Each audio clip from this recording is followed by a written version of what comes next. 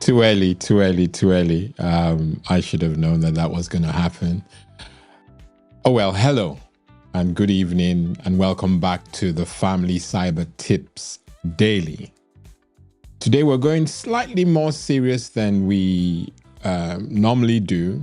We're addressing a critical topic. The UK's recent initiatives to enhance online child safety. Okay? And that's as serious as it gets. It could be so easy to just give you, churn out these videos and give you what we recommend, what you should focus on.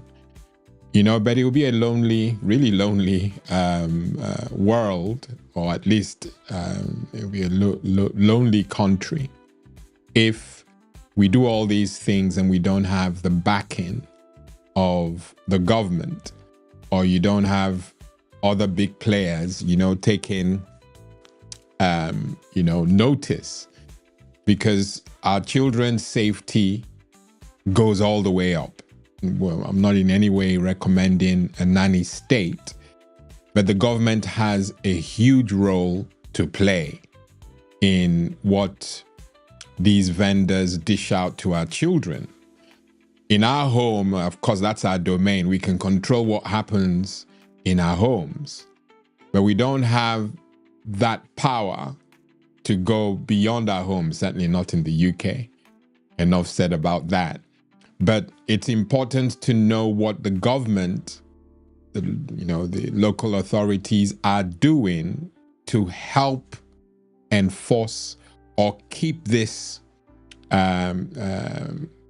initiative going. It's really, really important that we have that backing. And so today I'm sharing what the government are doing, and I am so proud of so many things that they're doing in this area. There was a time I was applauding vendors like YouTube, and they've all raised their game. They really have, but of course we want more. But just in case you didn't know what they've already done, this is me applauding them and also tasking them. But so that you know that they're doing things or they have a role to play, I'm sharing what things are laid down on ground already, okay? So, like I mentioned earlier, the UK have rolled out initiatives to enhance online child safety. No doubt other countries may be doing it. I certainly know that Australia, which is a huge player in this space with child safety and really going hard on these vendors. I think it was the very first bulletin we kicked this podcast, the series with. I know Australia are really, really top, okay?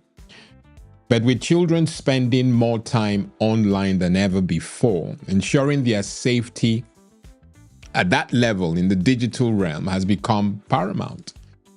And so it was rolled out in 2023, or maybe slightly earlier, but ultimately there is what's called the Online Safety Act, okay? First and foremost, let's discuss what the Online Safety Act 2023, what it is, okay?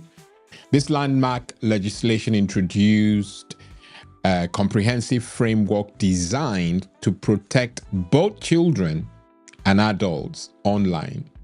It imposes new duties on social media companies and search services, holding them fully accountable for user safety on their platforms. And this was, birthed here in the UK, the Online Safety Act.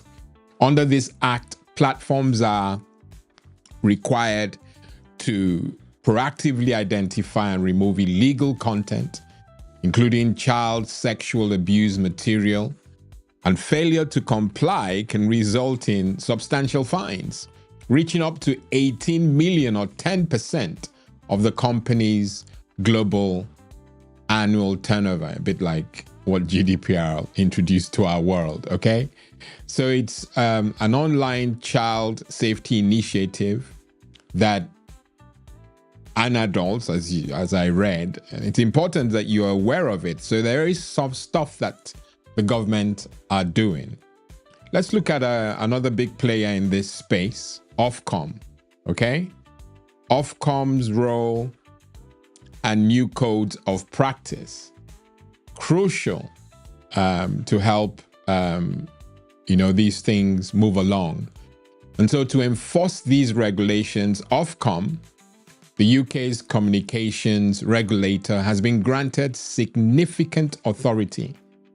Recently, Ofcom released its initial codes of practice, focusing on illegal harms such as child sexual abuse and content promoting self-harm.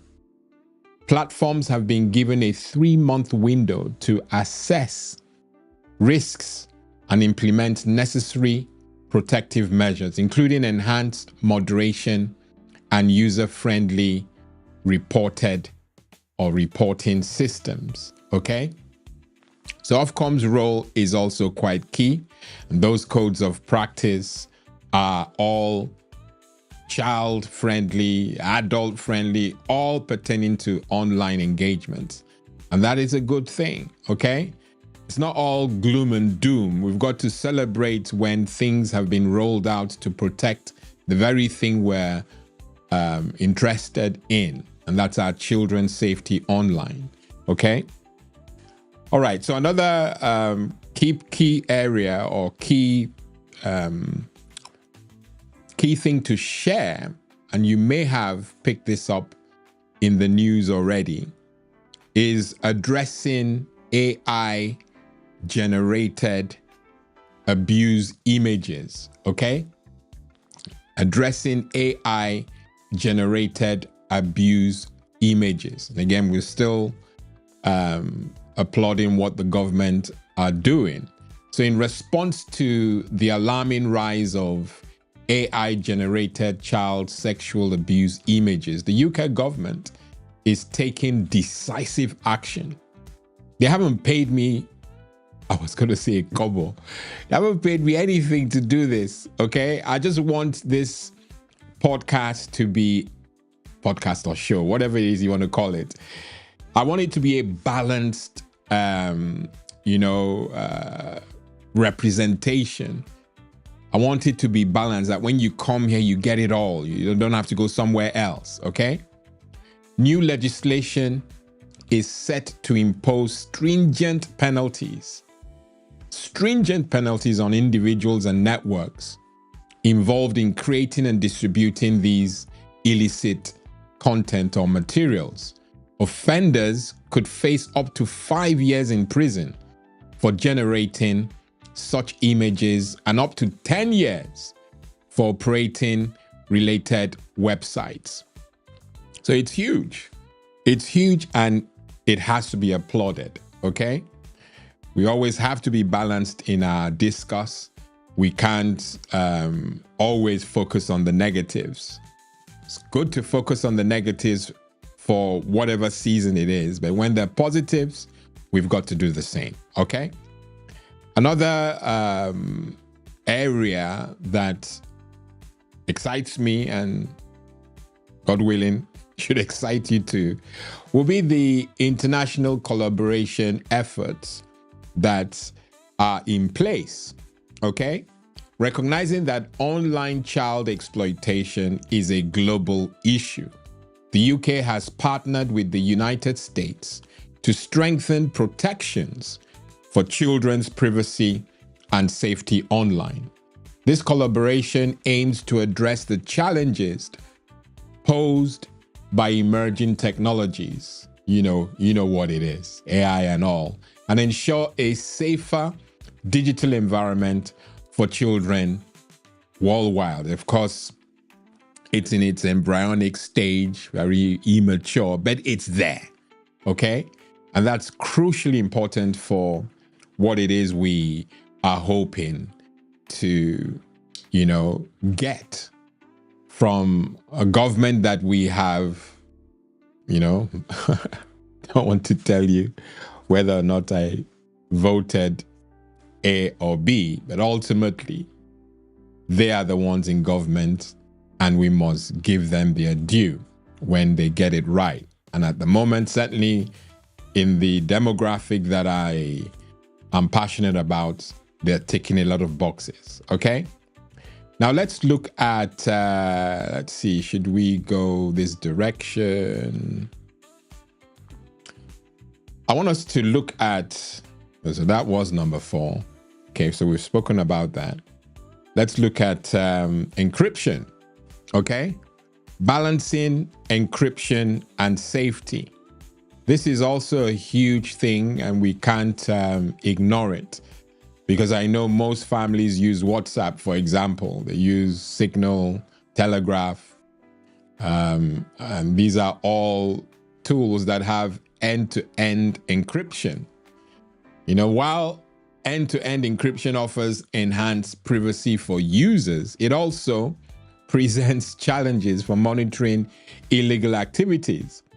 You know, we really do celebrate the end-to-end encryption, but in simple terms, it protects your information, the information you're sharing with the recipient. So that communication between you and your contact cannot be broken because of the end-to-end encryption. It's protected. But imagine that you have 2 rogues using you know, an end-to-end encryption tool like WhatsApp, Signal, and Telegraph. It would mean that whatever it is they're communicating cannot be intercepted. And of course, you want to know what they're doing, because they're desiring to do harm to whatever. But because of the end-to-end encryption, it's a no-go area.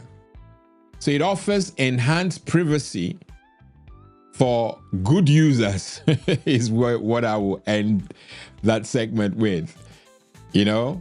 But it also presents challenges for monitoring illegal activities. The UK government, quite rightly, is investing in innovative technologies designed to detect and prevent the spread of child sexual abuse material on encrypted platforms, striving to balance user privacy with child safety. And I'm sure they are forgiven. I was going to say they can be forgiven. They are forgiven for protecting our children. Okay? And if this ends with exposing rogues, yippee. Okay? Okay, so these initiatives underscore the UK's unwavering commitment to safeguarding children in the digital age. As technology continues to evolve, and you no doubt know it is, so too must our strategies to protect the most vulnerable among us, our children. Stay informed, stay vigilant, and let's work together to create a safer online world for our children. Okay? Now, I said when I started that this was quite serious than, a lot more serious than we normally do. But it was important to do that, okay? Like I said, we must celebrate successes and flag, you know, failures. And so that's what we've been able to do. Now, we have every last Saturday of the month, we have a live Q&A, okay? And during the Q&A, we are able to bring questions to the fore. And I am prepped. Again, we're talking about cyber security as it pertains to the family. So I'm urging you to come over and spend some time with me. It's not longer than an hour. We'll be here. I'll be here. And I'll be ready to take your questions. Whilst waiting for your questions to come through, I would share a few things, trending scams or something that I definitely know you will benefit from, just to keep things going. But the live Q&A is designed to take your questions and, you know, put a face to a lot of what we're doing.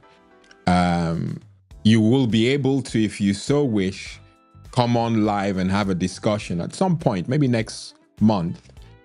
I will try and do a collaboration with interested parents who will come and share their experiences whilst I ask them questions, and we'll just see how that goes. But ultimately, the live Q&A, as you can see on the screen, is on the 22nd of February this year, 2025, at noon, and it won't be more than an hour. This is your opportunity to ask questions.